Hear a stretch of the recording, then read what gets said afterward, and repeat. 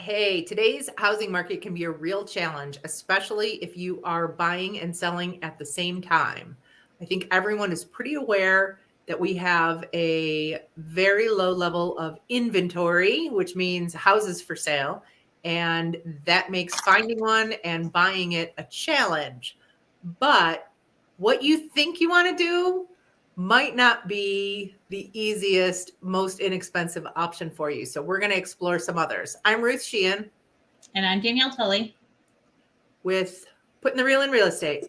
And EXP Realty. So Danielle, I think most people, their biggest concern right now is being homeless. So they want what they think they want is to buy a house, get under contract, and then sell theirs. Correct, because Why that's is that scary. so hard to do? Well, you have some options, but it all comes at a cost. So having that ability to have that peace of mind is not going to be free. You can't have your cake and eat it too, right? Right. It's also right now, I won't say impossible because we do get it done on occasion, but it is nearly impossible to get a contingent offer accepted. And the reason for that is most houses have multiple offers. So you are not negotiating against the seller. You are, see, Nicole says we can't get a house in Florida until we close. When you walk into a multiple offer situation and you are competing against other buyers, you need to beat them. And you need to beat them not just in price, but in terms. So if you have a contingency and they don't, and the seller is on that side and they're looking at 10 offers and one of them has a house they have to sell and all of the risks that come with that, what are they going to do? They're going to look at the other 9 offers. Well, especially if you're in a situation where they did just exactly what we just said is not the best case, which is they've gotten under contract somewhere else and they have committed to a date they're going to close on the house that they're buying. Yes. And now they've got to get a buyer who's in that same time frame, who will be a guarantee. Yeah, and then you have what we call dominoes, which means you're not only taking on the risk of your buyer qualifying for their loan, listening to their lender and their realtor and doing everything that they have to do during the process, the lender being competent and getting to closing, nothing happening to the health or welfare of the buyer. There's a million risks. There's a million things that can go wrong. So you've got your buyer's million things that can go wrong. And then you have their buyer's million things that can go wrong. And sometimes we've been, not usually in this market, but sometimes we've been in situations I've had, the most I've had is 6. Oof. Oh, wow. 6 dominoes. And then the first one started wobbling. Yes. So Nicole is buying in another market in Florida, but they've heard no contingency, $15,000 to $20,000 in earnest money, over asking, holds me. Yes, right. You have to go in to beat the other offers. And because you don't know what they are, you have to just go in as strong as you can. So if you then have this contingency where your lender is saying you can't buy another house without selling yours, so you make that offer contingent, and a contingency is different from a few other things in our contract. A contingency means if this doesn't happen, that doesn't happen, right? So it's a hinge pin. And so you go in with a home sale or home close contingency. So home close means you're under contract. It's a little bit more secure, but not that much. Home sale means you haven't sold your house yet. You go up to the seller and you say, here's, this much money I want to offer, but I've got to get all this work done first. Again, they've got 9 other offers. They're not even going to look at yours. So if you find yourself in that position and you really, really want to do it this way, then what Nicole's talking about when she says 5% over asking is probably 10% over asking. So Right. you are adding a considerable amount of money to your offer that you might not have to if you weren't trying to beat a non-contingent offer. So what you want in that situation is for the seller to say, wow, this is how much money we want. We want this offer. Okay, we get it. There's risk, but they're making it worth it. They're going to give us this much more, right? So you're going to go in there. You're going to offer a lot of money. You're going to offer a lot of earnest money. Now in Illinois, most of the time your earnest money is not at risk, but there's some risk there. So you're going to blow them away with tens of thousands in earnest money. Then you're going to say that you'll take the property as is. You're not going to ask for any repairs. And in this market, again, you had better mean what you say. This is not the time to say, well, we're saying as is, but once we get under contract and we do the inspection and then we find out that, it needs $500 worth of electrical work, we're just going to ask the seller to do that. No, the seller's still got those 9 offers and maybe 2 of them have gone and found something else, but the chances are they are sitting chomping at the bit, waiting for your deal to fall apart. And maybe even came back with a higher, stronger offer after they found out that they lost. And now asking for the smallest thing is going to make the seller cut and run and go to the next one. They could even be at your price that you tried to go so far over. They could be, hey, Mike, they could be at your price at this point. and everyone is just waiting for this deal to fall apart because you have a contingency and they don't. So when you say as is, you'd better be sticking to that. And that means you're going to mitigate radon. You're going to, replace windows that need it. You're going to update electrical, whatever. Correct. So we do have some solutions to help people because it is much better to have your house on the market, ready to go and or under contract. Because again, when Ruth was talking about those different things, if I'm representing a buyer who is already under contract on their house, well into the process, the farther we are, the more guaranteed, as much as we can, that goes, the better, if not already sold and they have their profits ready to go into this next one. So, obviously if we could, the first option is a post-closing possession. That is an opportunity that, again, if you've sold your house,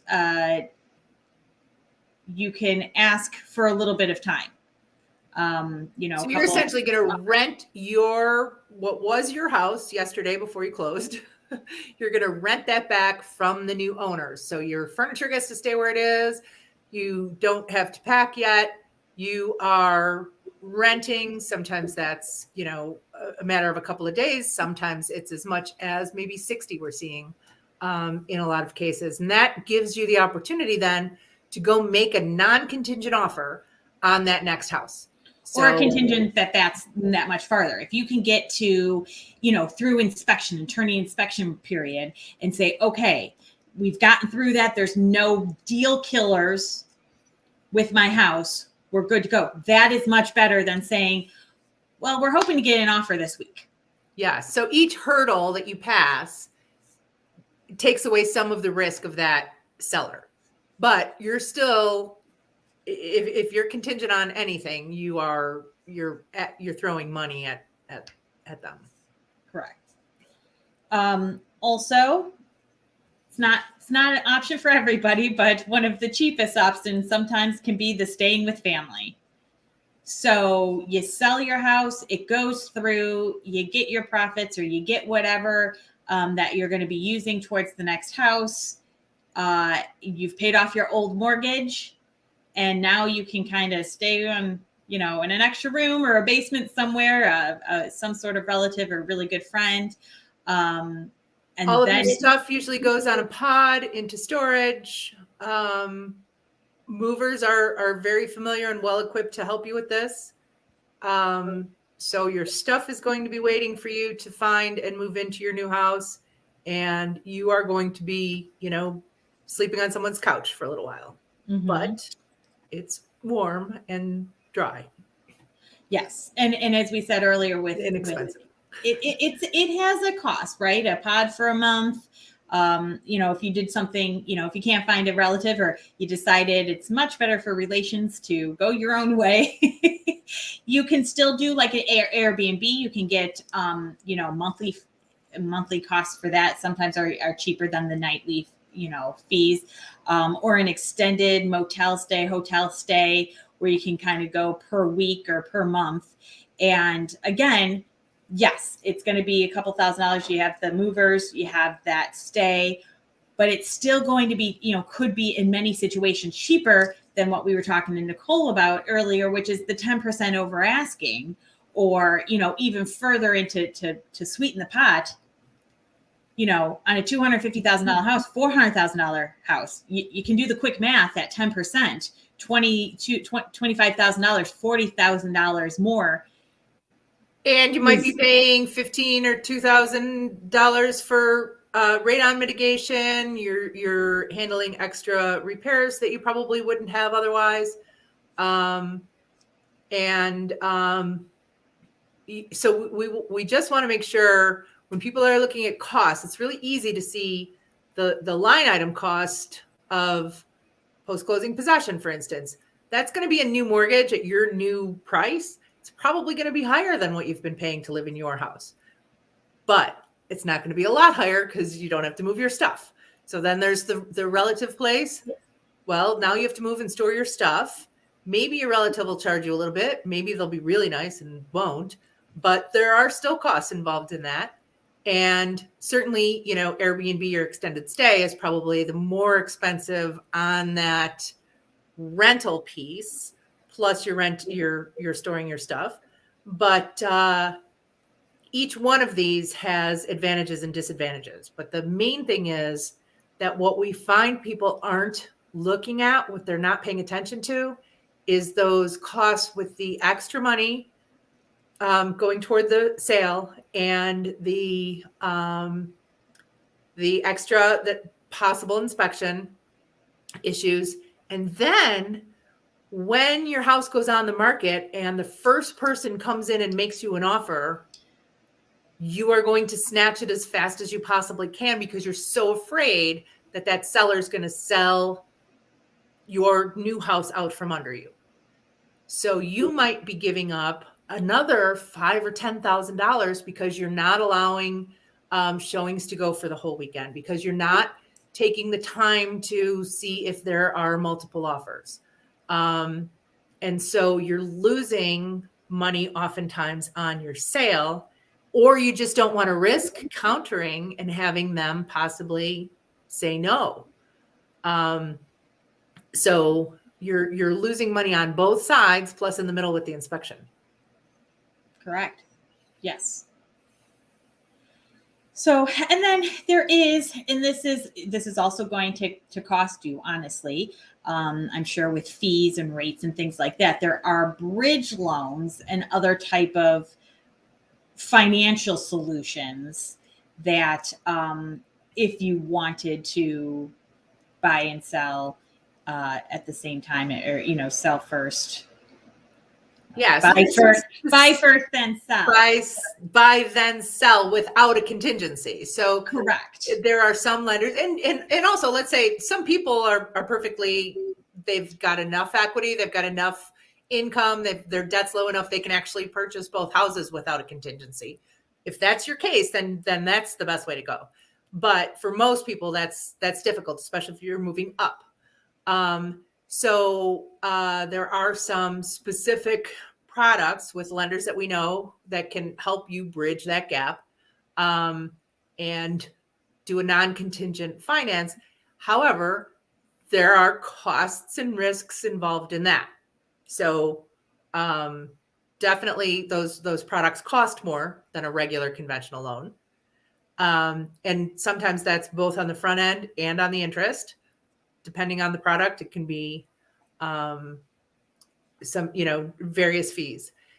And then there's risk. We never know what's going to happen with the market tomorrow. We can make educated guesses, But, we always say things come out of nowhere. Who'd have thunk we'd be where we are with COVID right now? So you need to know that as much as you're probably going to be fine in this market selling your house, it can be risky.